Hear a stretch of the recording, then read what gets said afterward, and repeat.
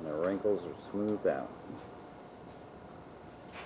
And now we're getting ready to put a coat of epoxy resin over the fiberglass. Well, what you want to do is work from where you are. You don't want to jump. A lot of people have a tendency to come up here now and they'll pour a lot and they'll work it down the side. They'll leave a big area in here with no epoxy on it. And what you end up with then, if you have a wrinkle, it's almost impossible to get it out. So you want to work, see where I pulled back here? That was a mistake. It's not any real major problem. That's a good example of what not to do.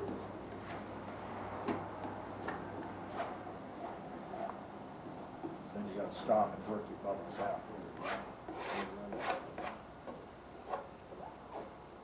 See, when it's first going on like that, you can work a bubble out. But if you waited, let's say 10, 15 minutes and came back and tried to get one of these, you can get it out, but you're just making life difficult for yourself.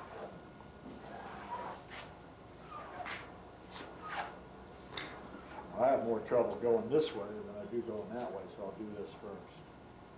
It's just the nature of the beast. The nature of being right-handed? Yeah, it's the tendency to see I come back this way and create a wrinkle. Yeah. I should be going this way and not creating any, helping to stretch the cloth, not the other. And I'll show you what I do after we get all the epoxy on. I'll show you what I come back and do anyhow. Eliminates any possible problem from that.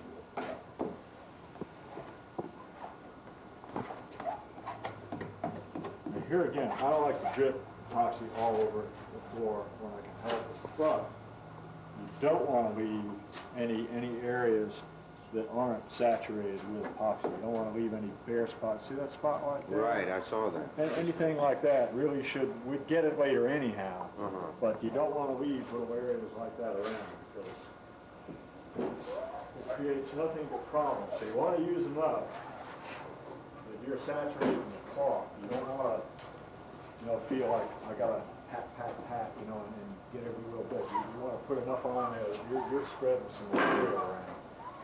And you keep it moving it out ahead of you, so you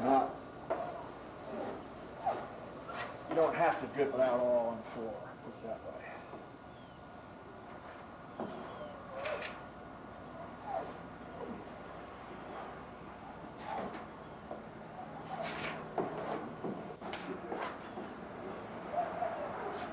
So you'll pinch that in and try and cut it off with a razor blade? I will cut it with scissors now. Yeah. And then I'll come back and razor blade cut it. And hopefully that'll allow us to gain quite a bit of time today. It is.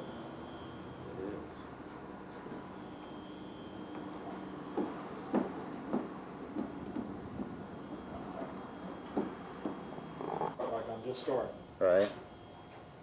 I only have half the boat epoxied. Normally I wait till I have the whole boat done, but it doesn't really make any difference. Because normally right now I'd be mixing up the other half. Right. But because Joe's doing that, see, I've pulled this cloth, and this was flat a minute ago, but the cloth does stretch as it wets. And if you don't get these bubbles out now, they'll come back to haunt you. They won't come up as big as that. Right. But there will be ridges. It just seems to want to stretch itself, put it that way. And you end up not with an air bubble, which could be a real disaster, but it's still a ridge. And I like to get all that out if I possibly can at this stage of the game, where I don't need to worry about it. Once you've set it, though, it's not going to move, right? Not now. I'll probably come back over the whole boat now after I get this side done again. But basically, you want to get them all this go around where you can just walk away from them and say, that's it. And I start in the middle and I go both ways.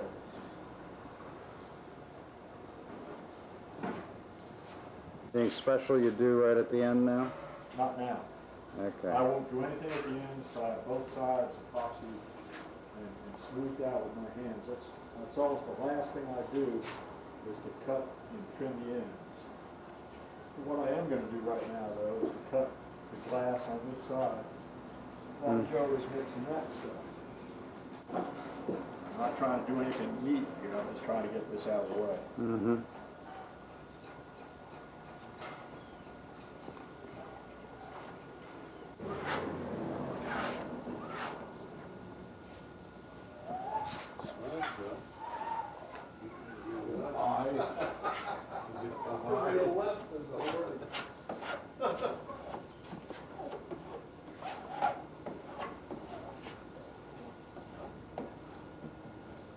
Is he doing it all right, Bill? Oh, he's doing a magnificent job.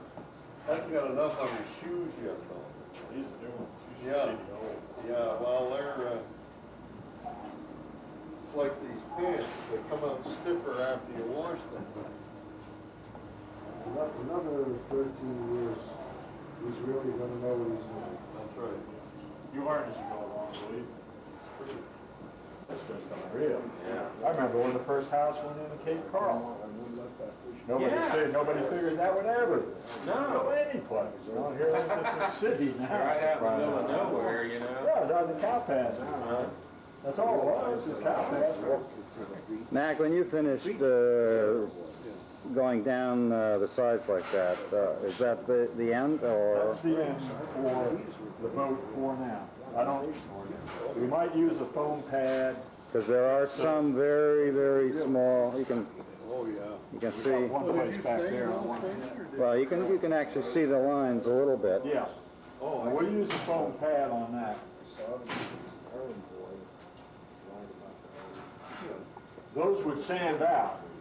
It's better to go over with a foam pad. But I don't like to use a roller, because a roller could sort of move the cloth around, which you don't want to do. But you will use a roller later on? I will. On any of the coats after this, we use a roller. Okay. And we use the roller basically to do what I'm doing right now, to even out. But see, I'm not moving any cloth with this. I'm just taking any excess off. If there's no excess, that's great. That's just what I want. If I don't take the excess off, you have to get runs, and they're hard to sand out. The runs would be underneath the cloth? No, they'd be on top. They'd still be hard. I see. You're going to get them, you know, but you don't want to encourage them to put it down. Mm-hmm. So what you're looking for is a fairly delicate balance between having enough on there and having too much on there. You don't want too much, but you do want enough.